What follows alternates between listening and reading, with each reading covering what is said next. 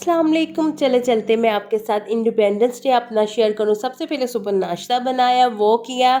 नाश्ते के बाद क्लीनिंग की, अच्छा सा ड्रेस निकाला, उसको पहना क्योंकि आज 14 अगस्त थी और जो हमारा इंडिपेंडेंस डे है उसको एंजॉय करने के लिए, क्योंकि छुट्टी का दिन था, सारे ही एक भाई के घर इकट्ठे हुए, मीन्स के मेरे जेठ के घर। उन्होंने हम सब देवरानियाँ जेठानियाँ एक ही घर में इकट्ठी हुई। फिर मैंने जाके खाना बनाया, क्योंकि हम सारी जब छुट्टी का दिन हो या कोई ईद हो, जब कोई खाना बनाना हो तो हम मिल के बनाती है देवरानियाँ जेठानियाँ।